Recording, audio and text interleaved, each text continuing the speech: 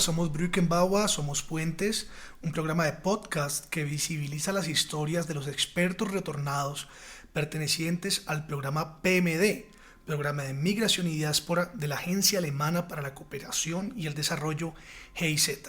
Hoy tenemos un invitado muy especial, tengo la oportunidad de conocer un poquitico nomás al doctor Carlos Nupia, doctor en Ciencias Políticas y es el director administrativo del Instituto Colombo-Alemán para la Paz Capaz. Saludamos a Carlos Mauricio Nupia.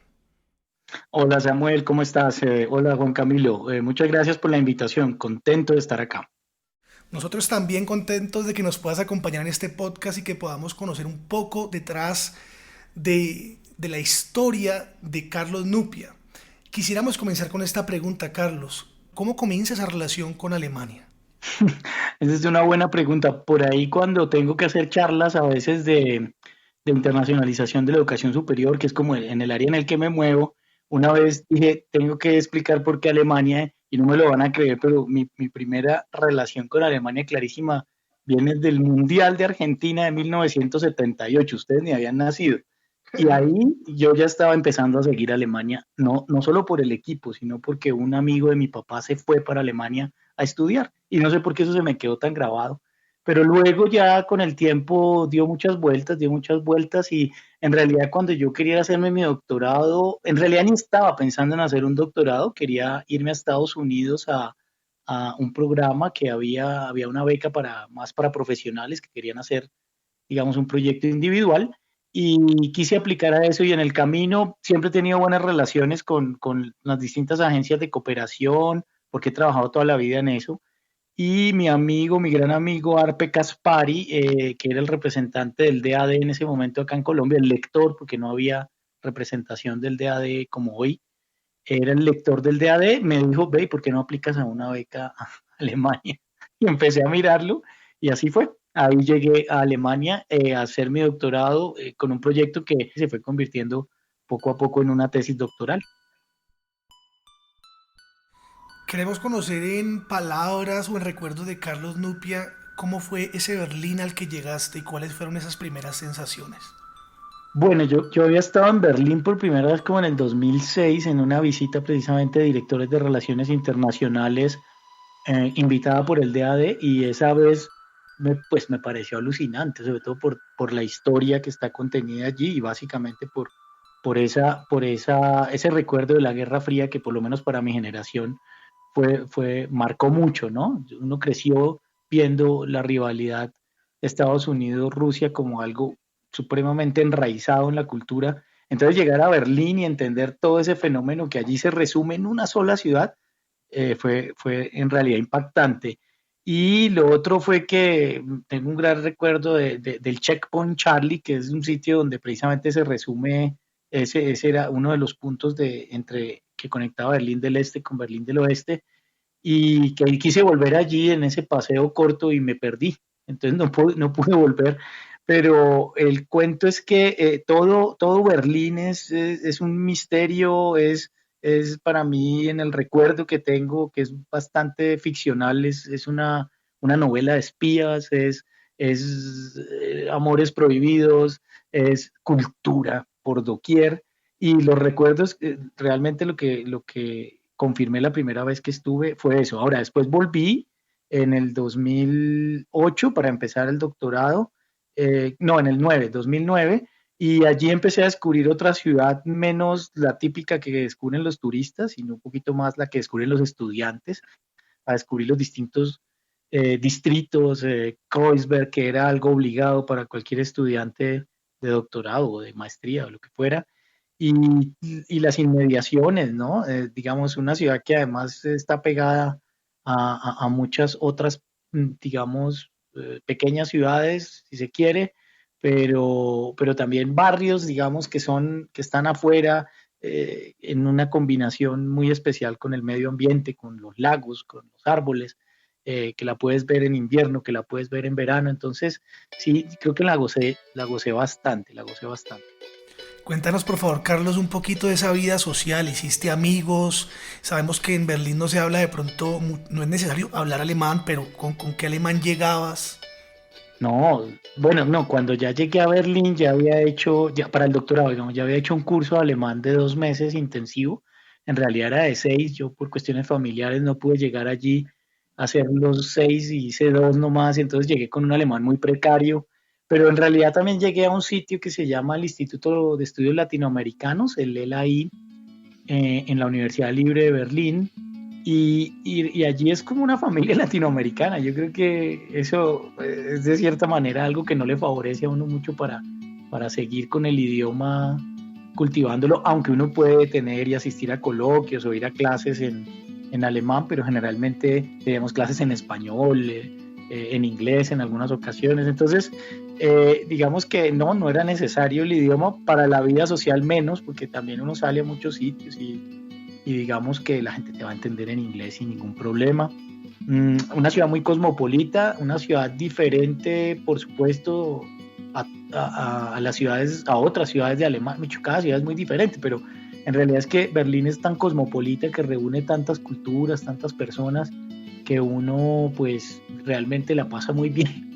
Comenzando por su Carnaval de las Culturas, por ejemplo, que es un evento enormemente grande donde uno en una tarde, casi en un día completo, se hace una idea del mundo y de las culturas del mundo. Entonces, no, Berlín es una ciudad para disfrutar. Además, me tocó también en un mundial, fue el de Sudáfrica 2010. Entonces, la fiesta que había allí me llamó mucho la atención. Los alemanes celebrando, los alemanes también marcados como con estas historias que tienen de migración. Entonces, los alemanes más de corte de herencia de padres turcos o de descendencia de Turquía, la forma como celebraban era distinta a la de los alemanes, que tal vez no tenían esa descendencia, y me llamó mucho esa atención porque en realidad también encontrabas gente que emigró hace mucho tiempo, que eran alemanes completamente, pero que de pronto la apariencia física eran, tú podrías decir, esta es una persona de otro país. Y bueno, aprender a entender eso, ese fenómeno de las migraciones, que es muy interesante y que uno en Colombia más bien poco está familiarizado con eso. Carlos, ¿cuáles son esos pilares cuando una persona estudia investigación del desarrollo afuera y llega a Colombia? ¿Cómo se pone en práctica esa relación del conocimiento?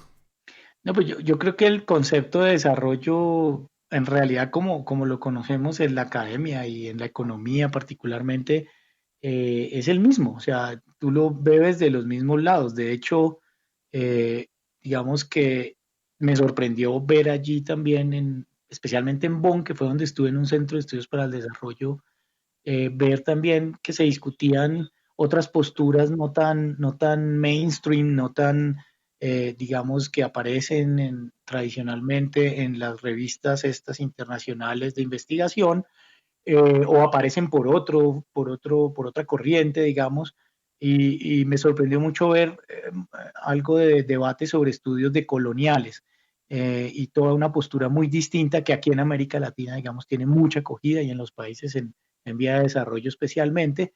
Es un poco una deconstrucción, llamémoslo así, de los conceptos de desarrollo. Entonces, en realidad uno termina viendo como lo mismo. Tal vez lo que te podría decir es que aquí había sido más un practicante, digamos, de la cooperación al desarrollo. Yo, pues había trabajado desde muy chico, trabajé desde que hice mi práctica, pues trabajé con Naciones Unidas, con agencias de cooperación al desarrollo, y entendí como esa cultura, pero también como las motivaciones que tienen esas agencias, los intereses que tienen esas agencias para trabajar. Y cuando fui allí y lo reflexioné un poco más desde la perspectiva académica, pues simplemente tenía como uno llama en el mundo académico, tenía más evidencia empírica para contrastar lo que iba escuchando, y me parecía interesante porque yo, pues además me fui a hacer un doctorado más como un proyecto de vida que como un paso profesional, por lo menos académico. Yo no había estado de profesor en una universidad, no era mi interés seguir allí y conseguir el título doctoral para poder garantizar mi puesto en una universidad. Siempre lo hice como, recuerden ustedes que les dije que empezó esto fue con un proyecto más personal, profesional, de querer ir a buscar creatividad, a tratar de explotar un poco ideas que tenía en la cabeza y que uno en el día a día y en un trabajo no lo hace, sino tener una beca para creatividad. Eso era lo que quería yo. También conocer otro país, por supuesto. Y empecé o lo intenté en Estados Unidos, no se dio. y terminé en esto, ahora, yo no voy a negar que hacer el doctorado sí era mi sueño, pero en general estas cosas del desarrollo, pues es un discurso que incluso tiene muchos críticos y aquí en América Latina también, y los discursos de América Latina me parece a mí que cada día están más elaborados para contrapuntear, digamos, con estos conceptos que uno absorbe. No diría que en Alemania, porque en Alemania se discuten ambos, pero esas concepciones de desarrollo que de pronto sí están muy mediadas por el eurocentrismo, ¿no? Por la concepción tradicional de los países europeos. Bueno, yo creo que es hora de que entremos en uno de los temas principales de este podcast. Queremos hablar, obviamente, del Instituto Colombo Alemán para la Paz, Capaz. Sabemos que eres el director administrativo. Cuéntanos un poco de Capaz, cuándo nace y por qué llegas a Capaz. Bueno, Capaz es una iniciativa financiada por el Ministerio de Relaciones Exteriores de Alemania que probablemente, porque esa historia no la tengo tan clara, pero probablemente en el momento en el que el gobierno de Juan Manuel Santos está negociando todo este tema de paz, hace alianzas internacionales y busca aliados y seguramente allí en algún momento le dijeron, listo, podemos hacer la creación de un instituto de investigaciones en ese tema. Y entonces allí, pues en la historia está un diputado del Partido Verde Alemán, Tom Koenig, que digamos fue enviado del gobierno alemán para hacerle seguimiento y apoyar el proceso de paz en Colombia, pero adicionalmente tuvo la visión también de impulsar este instituto en términos de la negociación para que se diera. Entonces el instituto es un proyecto de cooperación internacional, en realidad, a 10 años, una cosa que yo en mi amplia experiencia que ya tenía en ese momento de cooperación internacional no había tenido la oportunidad de trabajar, digamos, en un proyecto de tan largo plazo, pues para los plazos de acá son largos, 10 años, dividido en 3 etapas. Entonces, se abrió una convocatoria para que universidades de Colombia y Alemania presentaran propuestas de cómo hacer ese instituto, ¿cierto? Y un instituto que iba a apoyar la reflexión, sí, digamos, la implementación de la paz de una manera, pues con un aporte académico, ¿no? Un aporte desde la investigación. Y ahí se presentaron unos consorcios de universidades y ganó uno conformado o liderado por la Universidad de Gießen en Alemania y como contraparte, digamos, acá en Colombia la Universidad Nacional. Entonces, 10 realmente 9 universidades, 5 colombianas, 4 alemanas y un instituto de investigación, que es el Instituto de Investigaciones sobre la Paz de Frankfurt, y se unieron y se ganaron esta financiación. Entonces, después yo estaba trabajando en el observatorio cuando me enteré de la, de la convocatoria, hicieron una convocatoria para el director administrativo, el Geschäftsführer en alemán, y pues me presenté y la gané, afortunadamente. Realmente el perfil que estaban buscando sí era muy, muy similar a la experiencia que yo había tenido. Alguien que tuviera doctorado, alguien que hubiera tenido experiencia en relaciones internacionales fuertes, pero que además tuviera experiencia en investigación, pero además experiencia en programas de cooperación internacional. En fin, creo que sí reunía muchas esas características. Me presenté, resulté seleccionado y entré a trabajar con Capaz en el 2017. Ya estaba firmado el acuerdo, ya habían pasado pues todas las cosas del plebiscito y demás, y estaba pues el gobierno en ese entonces tratando de ya implementar. Y bueno, abrir y montar un instituto desde cero, eso sí que es una experiencia bien interesante. Yo no había tenido una experiencia tan fuerte, digamos, en términos de responsabilidad, pero bueno, la verdad es que fue para mí una experiencia maravillosa que me permitió aprender un montón y poner en práctica como todas esas cosas que tenía en la mente, eh, aunque al principio pues sí teníamos mucha presión, ¿no? Mucha presión de poner eso a funcionar, arrancamos un poco tarde, en fin, lo típico de arrancar un proyecto. Pero así fue Capaz, así se formó Capaz y bueno, ya llevamos casi 5 años. Ahorita en mayo yo voy a cumplir como 5 años de estar al frente de la dirección administrativa y creo que Capaz ha crecido un montón. También se ha convertido en referencia académica en Colombia sobre investigación en temas de paz. También nos ha permitido conocer más la institucionalidad del acuerdo de paz o promovida o resaltada por el acuerdo de paz. Estos temas de justicia restaurativa, de justicia transicional, que de pronto uno los había leído, pero no se había metido tan de cerca con ellos. Entonces, muy interesante y muy interesante también poder trabajar con tantos investigadores e investigadoras que saben de distintos temas. Eso era una cosa que me parecía fascinante porque uno decía, bueno, estudio de paz, y ahí empezaba el debate grande, ¿qué era la paz? Entonces, tiene muchos aristas, muchos temas que al estudiarla la conforman y bueno, ahí en Capaz aprendiendo un montonón con eso. Gracias, Carlos. Me gustaría conocer un poquito desde tu perspectiva el trabajo de Capaz, si bien es un trabajo porque se hace posicionado el instituto para poder trabajar junto, digamos, a la esfera más política para ser una voz en el país, pero también se trabaja con comunidades.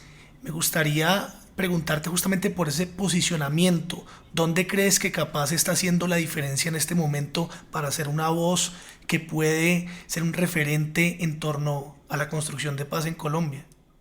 Pues yo creo que la diferencia puede estar como en varios niveles, ¿no? No solamente en el de poder acceder a la toma de decisiones políticas, que yo creo que es un objetivo loable que incluso muchos centros de pensamiento, tanques de pensamiento y demás quisieran lograr. Queremos lograr todos los días poder afectar el conocimiento que tienen los legisladores, por ejemplo, para que hagan normas probablemente más basadas en conocimiento, más basadas en investigación y más acordes a lo que la investigación, que ha hecho un trabajo calmado, un trabajo de observación reflexivo, riguroso, podría aportar. Yo diría que un primer nivel de esos en los que uno ve, digamos, un aporte interesante es en poder trabajar en un consorcio sostenible a lo largo del tiempo con universidades. Digamos que me parece muy valioso. Aquí, digamos, a Colombia, en Colombia o hay bastante apoyo de la cooperación internacional de distintos países y financian muchas cuestiones académicas, proyectos de investigación y demás, pero yo diría que en este caso la diferencia de Capaz es que es un proyecto que no solo financia unos eventos, unos seminarios, unas investigaciones particulares, sino que financia una plataforma para que ocurran cosas y la sostiene a lo largo del tiempo. Entonces, empezamos con 10 universidades, hoy somos como 26, 27. eh, entonces, nosotros pensamos en que nos teníamos que expandir. De hecho, nos criticaron que porque las universidades que conformaban Capaz eran muy de Bogotá, muy centralizadas, y en eso el consorcio, el grupo de trabajo conjunto, los representantes de las universidades se dieron a la tarea de buscar socios en distintas regiones y luego entonces en trabajar en conjunto. Entonces, ese trabajo sostenido con el tiempo, yo creo que marca la diferencia. Marca la diferencia el hecho de que estemos visibilizando también posturas que no son del mainstream, llamémoslo así, de las investigaciones en paz. Eh, eso me parece interesante porque hay mucho trabajo que se ha hecho con comunidades y que termina, digamos, saliendo a la luz ahí y apoyado un poco por Capaz.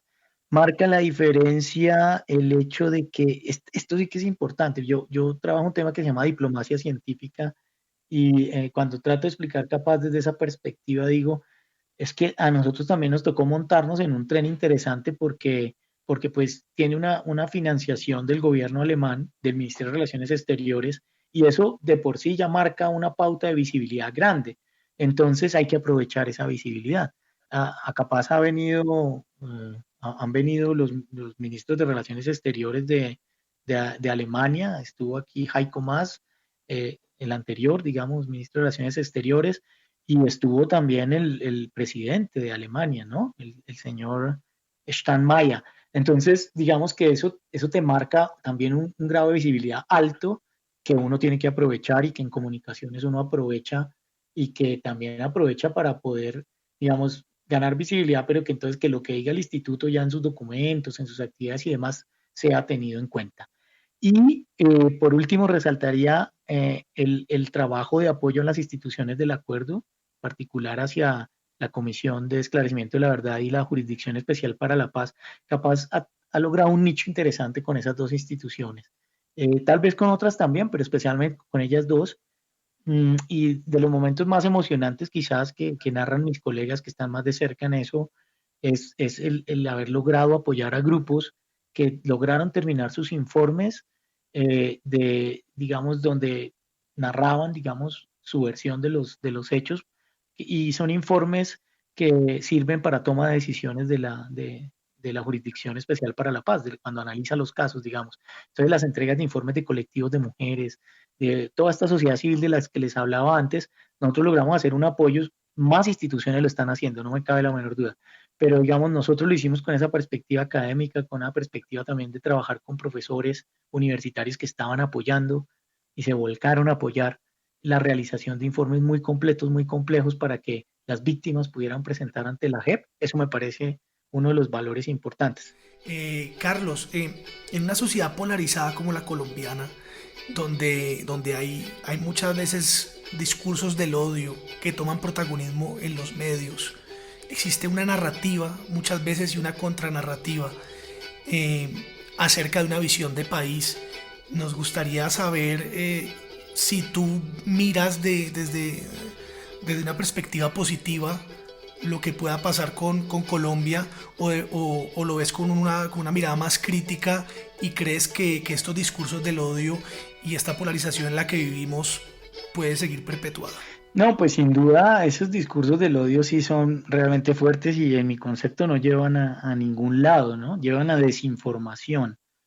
Em, yo creo que sí, tampoco nunca había vivido una época tan polarizada. Mi generación vivió la época del narcotráfico fuerte en Colombia, em, cuando incluso uno veía que el Estado era una cosa poco viable, muy poco viable.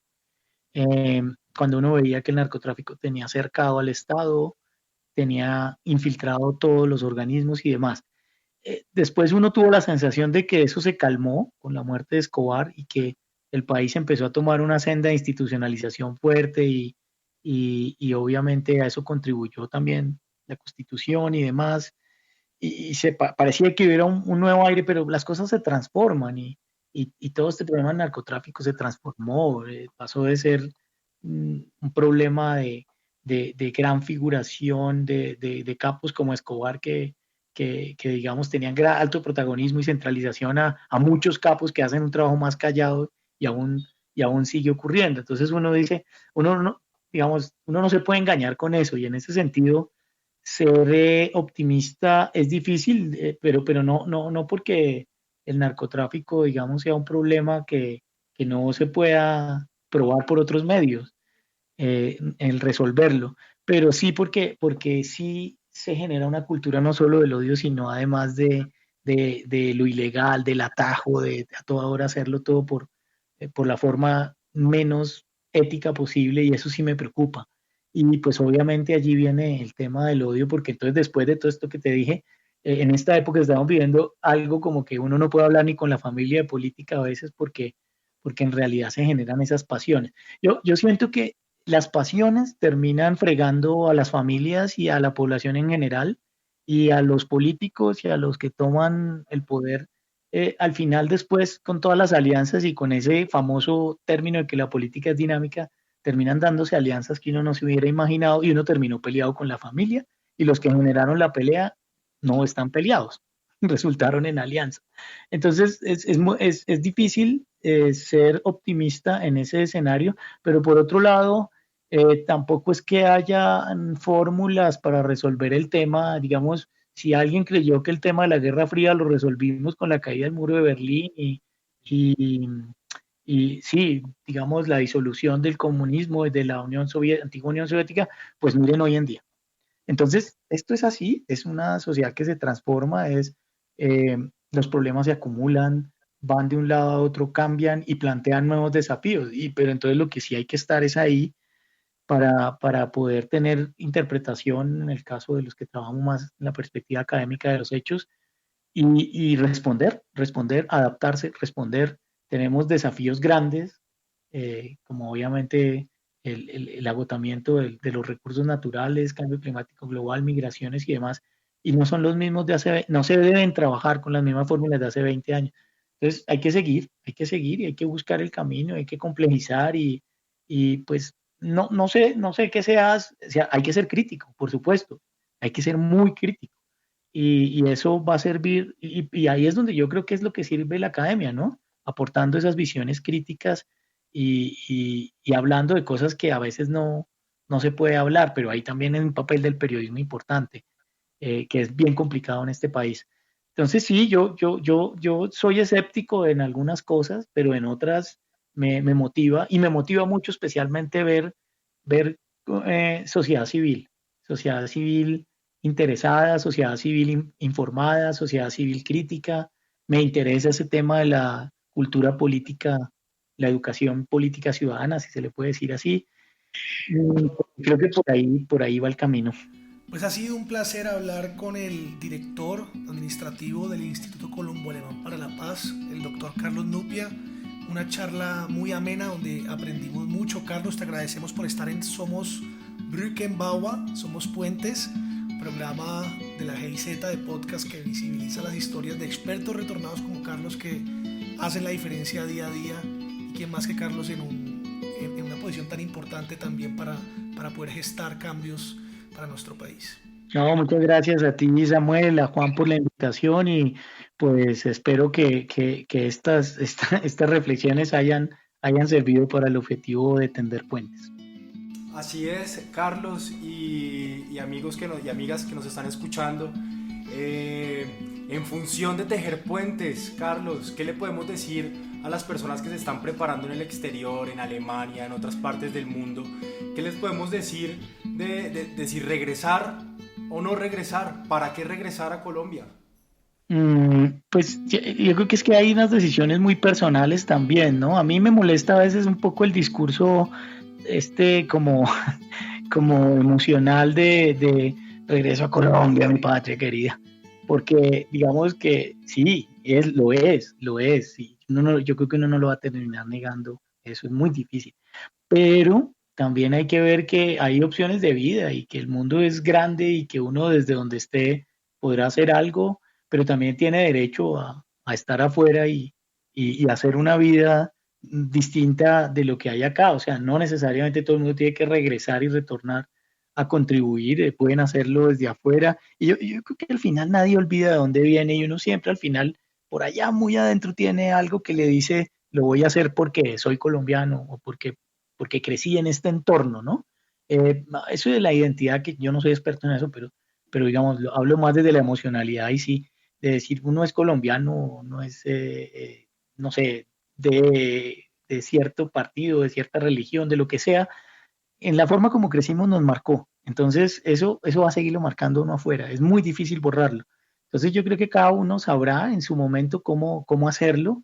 Y hoy en día, pues con redes internacionales de cooperación, es muy importante y se puede hacer tanto aquí como allá. No todos tienen la oportunidad ni la intención de regresar. No, tampoco hay muchas oportunidades. Yo traté de trabajar un tema de diáspora de científicos hace muchos años que estuve en Colciencias, y armar programas en eso es complejo, pero sí creo que si se hacen programas de articulación fuertes, incluso el SIM, eso permite por lo menos hacer un intercambio muy grande, muy, muy grande de conocimiento, y si uno lo logra canalizar puede ser muy potente.